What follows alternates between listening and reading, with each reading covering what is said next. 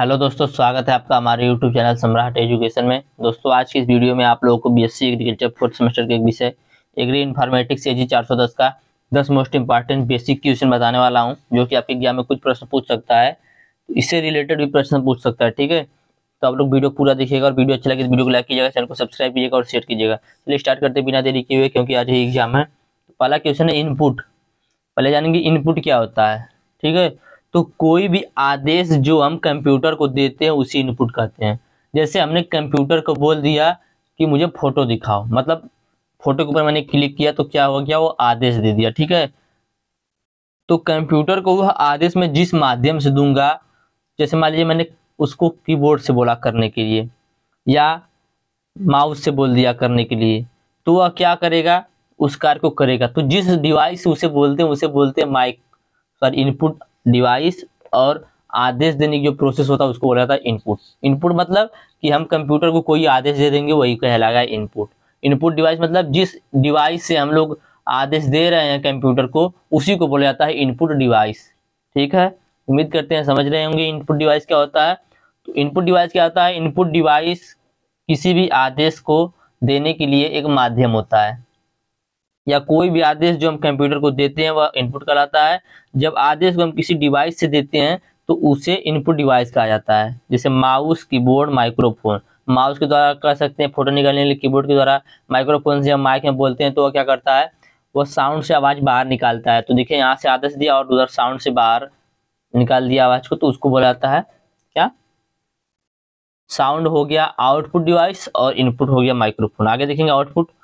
तो इनपुट के द्वारा दिए गए आदेश का उत्तर ही आउटपुट कहलाता है। अब इनपुट ने तो बोल दिया फोटो दिखाओ, लेकिन इनपुट में फोटो दिखेगा नहीं, आउटपुट जो है वह फोटो को दिखाएगा, ठीक है। तो आउटपुट क्या करता है, जो इनपुट के द्वारा दिया गया आदेश होता है उसका पालन करता है, उसको पूरा करता है, इनपुट की बात को मानता है आउटपुट। तो इनपुट के द्वारा दिए गए आदेश का उत्तर ही आउटपुट कहलाता है। यह उत्तर जिस डिवाइस से दिया जाता है उसे आउटपुट डिवाइस कहते हैं। यह उत्तर जो जिस डिवाइस से दिया जाता है उसे आउटपुट डिवाइस कहा जाता है। अभी समझ जाएंगे कैसे। तो जैसे मान लीजिए मॉनिटर, हमने बोला फोटो दिखाने के लिए, तो मॉनिटर में क्या करेगा, फोटो दिखा देगा। हमने माइक में बोला, माइक्रोफोन में बोला, तो स्पीकर वहां से बोलेगा, कुछ भी मैं बोलूंगा। प्रिंटर को मैंने आदेश दे दिया कि इसको प्रिंट करके दे दो, तो प्रिंटर उसे प्रिंट करके देता है। प्रोजेक्टर जो है, प्रोजेक्टर भी एक आउटपुट डिवाइस है, ठीक है। तो इनपुट आउटपुट डिवाइस देखिए, जरूरी नहीं कि इनपुट आउटपुट डिवाइस पूछे। अब मान लीजिए किसी भी कंप्यूटर के बारे में पूछ दिया, मान लीजिए पूछ दिया कि मॉनिटर क्या है, तो आप लोग सबसे पहले एक पॉइंट बनाकर लिख सकते हैं, एक हेडिंग बनाकर लिख सकते हैं कि मॉनिटर एक आउटपुट डिवाइस है, ठीक है, जो इनपुट डिवाइस के सूचनाओं को पूरा करता है, इनपुट डिवाइस के आदेश को पूरा करता है। आप 2 पॉइंट ऐसे बनाकर सही सही लिख सकते हैं, उसके बाद आप जो भी लिखिएगा, ठीक है। तो इसका मेरा बताने का मतलब यह है। आगे चलते हैं, देखेंगे सीपीयू क्या है। तो सीपीयू देखिए आ सकता है एग्जाम में। तो सीपीयू का पूरा नाम होता है सेंट्रल प्रोसेसिंग यूनिट। क्या होता है, सेंट्रल प्रोसेसिंग यूनिट। तो इसे कंप्यूटर का मस्तिष्क भी कहा जाता है। सीपीयू को कंप्यूटर का मस्तिष्क, कंप्यूटर का दिमाग कहा जाता है, ठीक है। क्योंकि दोस्तों यह कंप्यूटर के अंदर जो भी प्रोग्राम आता है, जो भी सिस्टम आता है, सबको नियंत्रित करता है। तो यह एक इलेक्ट्रॉनिक चिप होता है। सीपीयू एक इलेक्ट्रॉनिक चिप है जो डाटा को दिए गए निर्देशों के आधार पर प्रोसेसिंग करके यूजफुल इंफॉर्मेशन में बदलता है। तो सीपीयू एक इलेक्ट्रॉनिक चिप है जो डाटा दिए गए निर्देश के आधार पर प्रोसेसिंग करके यूजफुल इंफॉर्मेशन में बदल देता है तथा कंप्यूटर सिस्टम के सारे कार्यों को नियंत्रित करता है, ठीक है। सीपीयू क्या होता है, सीपीयू समझ गए होंगे कि सीपीयू को कंप्यूटर का मस्तिष्क कहा जाता है। सीपीयू का पूरा नाम होता है सेंट्रल प्रोसेसिंग यूनिट।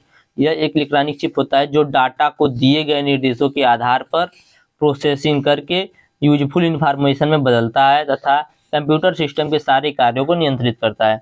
आगे देखेंगे एमएस डॉस।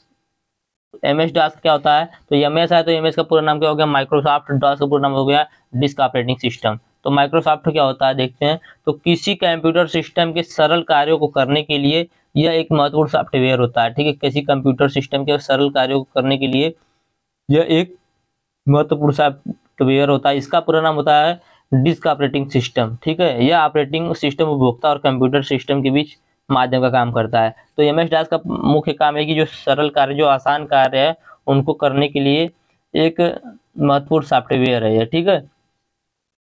यह ऑपरेटिंग सिस्टम और उपभोक्ता और कंप्यूटर सिस्टम के बीच माध्यम का कार्य करता है। चलिए आगे चलते हैं, देखेंगे डेटाबेस मैनेजमेंट सिस्टम क्या है, ठीक है।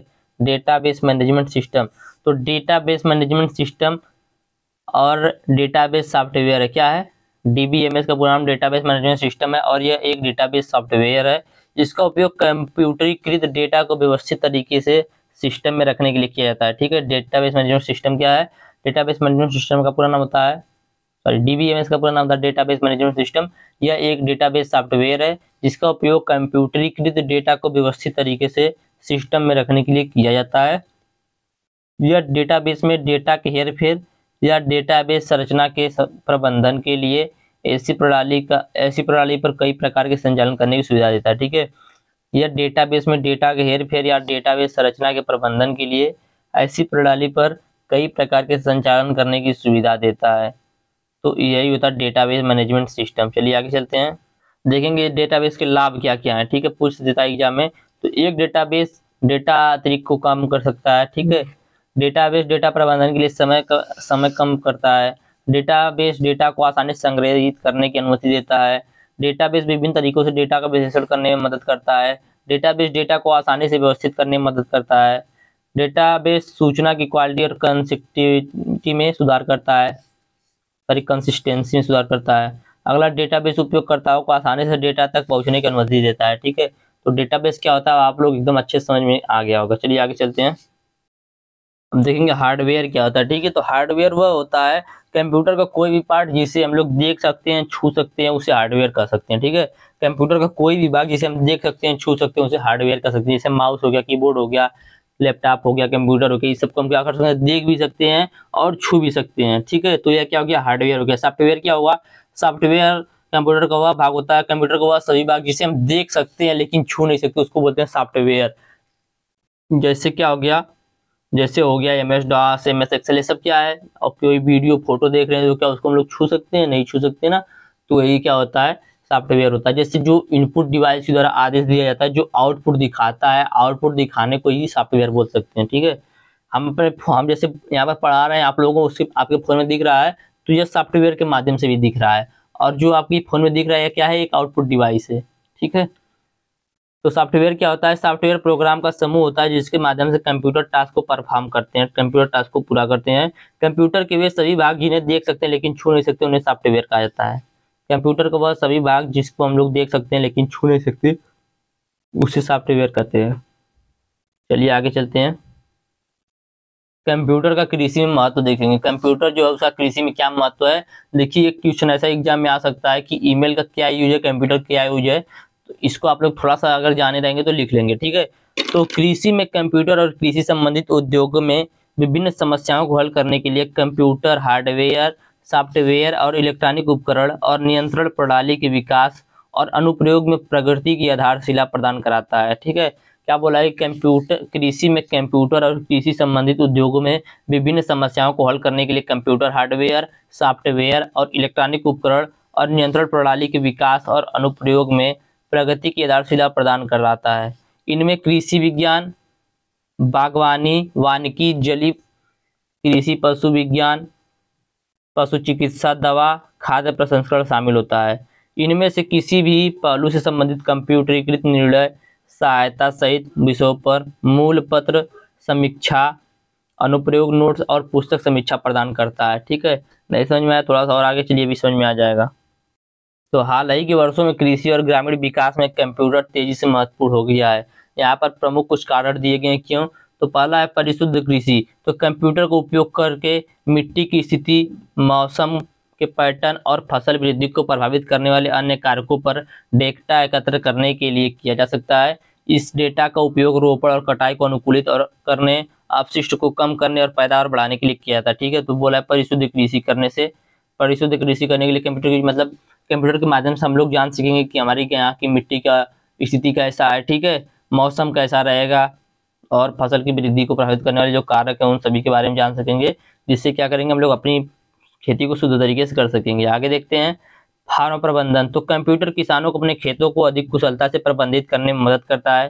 कंप्यूटर किसानों को क्या करता है, अपने खेतों को अधिक कुशलता से प्रबंधित करने में मदद करता है। उदाहरण के लिए यदि उनका उपयोग इन्वेंटरी पर नजर रखने, उपकरणों की निगरानी करने और वित्त का प्रबंधन करने के लिए किया जाता है तो। ठीक है, मतलब क्या करते हैं, CCTV के माध्यम से भी हम लोग कंप्यूटर में देख सकते हैं कि कोई फार्म का मैनेजमेंट कर सकते हैं। कहने का मतलब ये है। आगे देखते हैं बाजार तक पहुंच। तो कंप्यूटर और इंटरनेट किसानों को बाजारों की एक विस्तृत श्रृंखला तक पहुंच प्रदान करते हैं, जिससे उन्हें अपने उत्पादों को अपने तत्काल क्षेत्र के बाहर के खरीदारों को बेचने की अनुमति नहीं मिलती। मतलब जो बिचौलिया होते हैं उनको बेचने की जरूरत नहीं पड़ती है। अगला है शिक्षा और प्रशिक्षण। तो कंप्यूटर का उपयोग किसानों को शिक्षा और प्रशिक्षण संस्थानों तक पहुंच प्रदान करने के लिए भी किया जाता है, जिन तक अन्यथा उनकी पहुंच नहीं होती है। ठीक है, थोड़ा सा और आगे देखते हैं। तो इतना पॉइंट आप लोग समझ में आया होगा। 4 पॉइंट जो मैंने बताया, पहला बताया मैंने आप लोगों को परिशुद्ध। तो देखिए इसके माध्यम से क्या करेंगे, किसान जो है वह कंप्यूटर के माध्यम से, फोन के माध्यम से, लैपटॉप के माध्यम से क्या करेंगे कि अपनी फसल के बारे में जानकारी प्राप्त कर सकते हैं, मिट्टी की स्थिति के बारे में जानकारी प्राप्त कर सकते हैं, मौसम के पूर्वानुमान के बारे में और अपने फसल को प्रभावित करने वाले कारकों के बारे में पता करके उससे बचाव कर सकते हैं। ठीक है, दूसरा मैंने बताया फार्म प्रबंधन। तो कंप्यूटर के माध्यम से जो किसान है अपने फार्म का प्रबंधन कर सकते हैं, वहाँ पर CCTV लगा सकते हैं। ठीक है, और वहाँ पर अपने फार्म के लिए बहुत सारे कंप्यूटर का यूज करके प्रिंटिंग ये सब का काम भी करवा सकते हैं। ठीक है, अगला मैंने बताया बाजार तक पहुंच। तो कंप्यूटर और इंटरनेट किसानों को बाजारों की एक विस्तृत श्रृंखला तक पहुंचाने में भी मदद करती है। ठीक है, अगला है शिक्षा और प्रशिक्षण। तो कंप्यूटर का उपयोग किसानों के लिए शिक्षा और प्रशिक्षण संस्थानों तक पहुंच प्रदान करने के लिए भी किया जाता है, जिन तक उनकी पहुंच नहीं हो पाती वहां तक भी पहुंचा देता है कंप्यूटर और लैपटॉप। मैं बार बार बोल रहा हूँ, लैपटॉप भी एक कंप्यूटर ही है। ठीक है, आगे चलते हैं। तो ग्रामीण विकास की दृष्टि से कंप्यूटर निम्नलिखित कारणों से भी महत्वपूर्ण है। थोड़ा सा देखिए वैसा ही है लेकिन थोड़ा थोड़ा अलग है। पहला सूचना तक पहुंच। तो कंप्यूटर और इंटरनेट ग्रामीण क्षेत्रों में रहने वाले लोगों को उन सूचनाओं तक पहुंच प्रदान करते हैं जिन तक उनकी पहुंच नहीं होती है। इसमें स्वास्थ्य देखभाल, शिक्षा और नौकरी के अवसरों की भी जानकारी शामिल होता है। ठीक है, अगला है आर्थिक विकास। कंप्यूटर नए बाजारों तक पहुंच प्रदान करके साथ ही छोटे व्यवसायों को व्यापक दर्शकों तक पहुंचने में सक्षम बनाकर ग्रामीण क्षेत्रों में आर्थिक विकास को बढ़ावा देते हैं। अगला है शिक्षा और प्रशिक्षण। तो कंप्यूटर का उपयोग ग्रामीण क्षेत्रों में रहने वाले लोगों को शिक्षा और प्रशिक्षण संसाधन प्रदान करने के लिए भी किया जा सकता है, जिससे उन्हें आज की अर्थव्यवस्था में सफल होने के लिए आवश्यक कौशल हासिल करने में मदद मिलेगी। अगला है मतलब कुल मिलाकर कंप्यूटर कृषि और ग्रामीण विकास दोनों के लिए एक महत्वपूर्ण उपकरण है, जो दक्षता में सुधार, पैदावार बढ़ाने और आर्थिक विकास को बढ़ावा देने में मदद करता है। ठीक है, तो उम्मीद करते हैं यह क्वेश्चन आप लोगों को अच्छे समझ में आ गया होगा कि कंप्यूटर का कृषि में क्या यूज है। तो कंप्यूटर का यदि कृषि में यूज की बात करें तो कंप्यूटर के माध्यम से किसानों को अपनी खेती शुद्ध तरीके से करने में मदद मिलती है, वैज्ञानिक तरीके से करने में मदद मिलती है। ठीक है, किसानों को सही बाजार मिलता है बेचने के लिए, किसानों को शिक्षा मिलता है, किसान उससे अपने फार्म का प्रबंधन कर सकता है। तो उम्मीद करते हैं समझ में आ गया होगा। चलिए देखते हैं एक क्वेश्चन है साइबर एग्रीकल्चर। साइबर एग्रीकल्चर क्या है? तो कंप्यूटर तकनीक के माध्यम से कृषि में सही आवश्यकताओं को पता लगाया जाता है, जिससे जल, ऊर्जा, धन और समय की बचत होती है। यह ग्रामीण किसानों, मजदूरों और पशुपालकों को हर प्रकार की सुविधाएं उपलब्ध कराता है। देश भर में किसान केंद्रों की स्थापना की गई, जहां ग्रामीण जीवन से जुड़े आधुनिक अनुसंधानों की जानकारी किसानों को दी जाती है। ग्रामीण भारत में डिजिटल साइबर कृषि ने एक मुख्य क्रांति का रूप लिया है, जो आने वाले समय में ग्रामीण भारत की तस्वीर बदल सकती है। अतः साइबर कृषि बहुत ही उपयोगी एवं लाभदायक तकनीक है, जिससे ग्रामीण जीवन बहुत ही आसान एवं व्यवस्थित बना सकते हैं। अतः ग्रामीणों को इन तकनीकों को लाभ लेकर अपनी जीवनचर्या को और बेहतर बनाना चाहिए। तो कुल मिला के जो साइबर कृषि है इससे किसानों को बहुत अधिक लाभ होता है, किसानों को सभी बातों का पता चलता है। जैसे ICT जो है इसमें देखिए सब कुछ लगभग उसी से मैच है। ठीक है, तो देखिए टाइम बहुत कम, इसलिए वीडियो यहीं पे रोक रहे हैं। उम्मीद करते हैं वीडियो आप लोगों को अच्छा लगा होगा। अच्छा लगा तो वीडियो को लाइक कीजिएगा, चैनल को सब्सक्राइब कीजिएगा और शेयर कीजिएगा। धन्यवाद, जय हिंद।